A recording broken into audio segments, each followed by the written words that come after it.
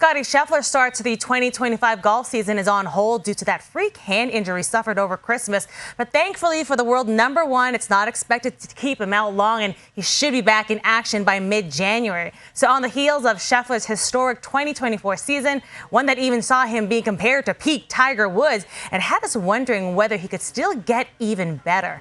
Here are Adam and Bob. Here alongside Bob Weeks. And Bob, we're looking ahead to some of the top PGA Tour stories in 2025. We have to start with Scottie Scheffler, who's coming off an historic, unforgettable season in 2024. My question to you, can he get even better? I think he can. It's hard to imagine that. But, I mean, when you look back at his statistical categories from 2024, he was number one in 25 different categories all over the board. The only part of his game that really didn't shine was on the putting greens with short putts. From 4 to 8 feet out, he was ranked 135. That's the only thing he's got to shore up. And as we saw at the Hero World Challenge, he was using the claw grip to try and play around with that. So, I don't know.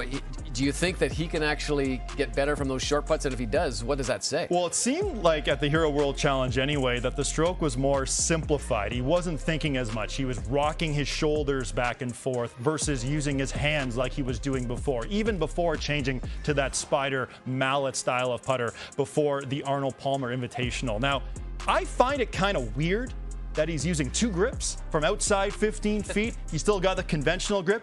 Do you find that strange?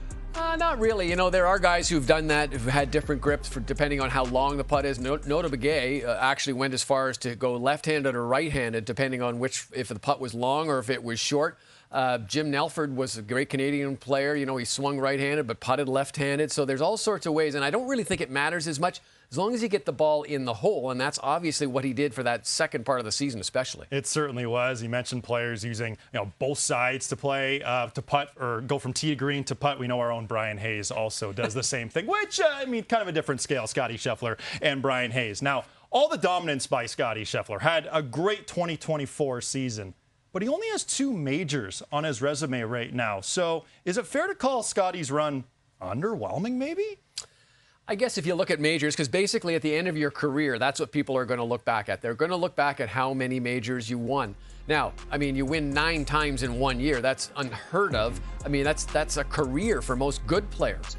So that's the one thing, though, the major championships, that's where Scottie Scheffler is lacking. He has played well in the majors. He was in the top 10 6 times in his last 8 starts in major championships. He's only played 19 majors as a professional, so there is still a little bit of getting used to things. But I do think that he can shine a little bit more, and people will remember him 10, 15, 20 years from now by the majors that he won, not so many of the overall tournaments. Yeah, it's so interesting, too. You wonder how this change with the putting grip will help him in the major championships. And Scottie Scheffler, of course, was the PGA Tour Player of the Year for the 3rd straight year in 2024, becoming the first to do that since Tiger. Now, as we look ahead to 2025, can he make it 4 straight? Yeah, I think he can. Yeah. Now, listen, everybody is going to be coming after you. That's the one thing that happens when you're this good.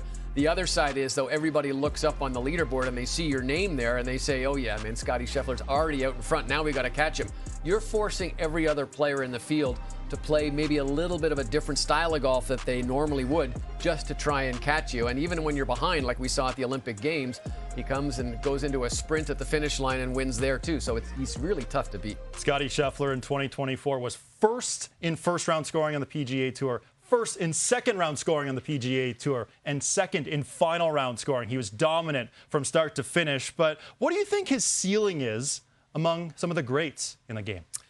The only thing about Scottie Scheffler that I think separates him right now, well, there's 2 things. First of all, he's got to win some more major championships. But the second part is he needs a little bit of oomph. He needs a little bit of pump the fist. We've seen it little bits here in President's Cup and some of the other events. We haven't really seen it that much. But I don't know, do you find that he's kind of this sullen, not sullen, but maybe this kind of quiet, laid-back guy? He's certainly not like the fist-pumping Tiger Woods we know. Well, we made comparisons all the time in 2024 to Scottie and Tiger Woods. And for Tiger Woods' prime, he would walk in with shirts that might have been too tight with the biceps sort of bulging out. And Scottie Scheffler just walks in ho-hum, pretty quiet. But we have seen flashes of that emotion. Remember the President's Cup when Tom Kim was yelling at him nonstop and Scottie Scheffler yelled right back at him. So I think the emotion could actually help his game. What do you think? I think it would definitely help him a little bit, but he knows himself. He knows what he's like. He knows how to play best. And if he plays best calm and he keeps winning, I think he's just going to keep doing that. Scottie Scheffler, 9 wins in 2024, looking to do more of the same here in 2025.